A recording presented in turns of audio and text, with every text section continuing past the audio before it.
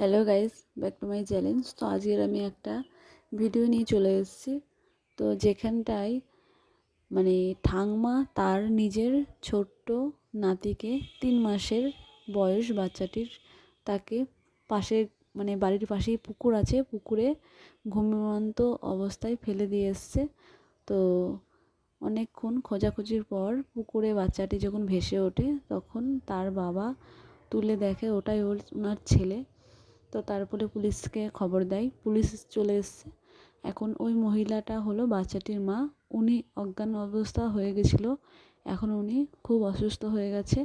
Police এসে জিজ্ঞাসাবাদ করার পর তার ঠাকমা নিজেই স্বীকার করেছে যে হ্যাঁ, আমি বাচ্চাটাকে জলে ফেলে দিয়েছিলাম ঘুমন্ত অবস্থায়। তো আমি ভাবিনি যে ও মরে যাবে। তো পুলিশে বলছে যে ওর ঠাকমা কি মানসিক প্রবলেম? তো গ্রামের লোকেরা বলছে না, স্বাভাবিক মানুষ। ওনার ঠাকমা এখানে থাকে না, 2 দিন হয় ছেলের বাড়িতে এসেছে। 2 দিন এসেছে, 3 দিনের দিন বাচ্চাটাকে মেরে নেয়। বাচ্চাটি ঘুমাচ্ছিল, ওনার মা গিয়েছিল বাথরুমে, বলে গিয়েছিল যে মা, আমার বাচ্চাটা ঘুমাচ্ছে, তুমি দেখবে। তো তারপরে ওর মা পায়খানা থেকে বার হয়ে এসে দেখছে ওনার বাচ্চাটা নেই। তো তারপরে ওনার শাশুড়িকে বলছে যে মা কোথায় গেল? উনি বলছে আমি জানি না, তো বাচ্চা মনে হয় চুরি হয়ে গেছে। তো তারপর গ্রামের লোক সবাই খুঁজছে, কিন্তু ওনার বাচ্চাটির ঠাকমা ওকে খুঁজছে না।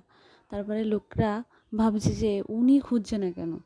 তো অনেক খোঁজাখুঁজি করার পর তখন ওর ঠাকমাকে সবাই গ্রামের লোকেরা সবাই তখন অনেক কথা শোনায় যে তুমি বাচ্চাটাকে নিয়েছো, তুমি নিয়ে শুয়েছিলে, তুমিই জানো, তুমি বলো, তুমি খুঁজছো না কেন?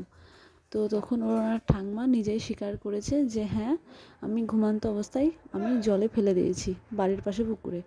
তো আমি ভাবিনি যে মরে যাবে। তো উনি এই গ্রামের পাশের বাড়ির মহিলা, ওনারা বলছেন যে ওই মহিলা সঙ্গে ওর বৌমার কোনো খারাপ ব্যবহার করে না, ওরা ভালোভাবেই থাকে।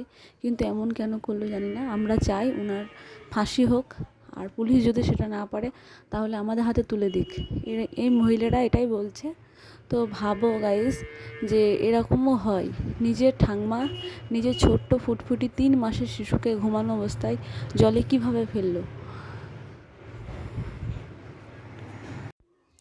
তো এই মহিলাগুলো বলছে যে আগে বাচ্চাটার দিদুন এসে থাকতো। তো বাচ্চাটা দিদুন যখন চলে গেল, তারপরে বাচ্চাটির ঠাম্মা এসে এই ঘটনা ঘটিয়ে দিল। ওর ঠাম্মা এটা হলো ছোট নাতিকে মেরে ফেললো। তো এর আগে বড় নাতিকেও গলায় দুধ বেঁধে মারা গিয়েছিল। তো তখন সেটা আমরা ভেবে নিয়েছিলাম সত্যি দুধ বেঁধে মারা গেছে গলায়, কিন্তু এখন ভাবছি একে ওই হত্যা করেছিল। এখন আমাদের মনে হচ্ছে আমরা এর ফাঁসি চাই, ফাঁসি।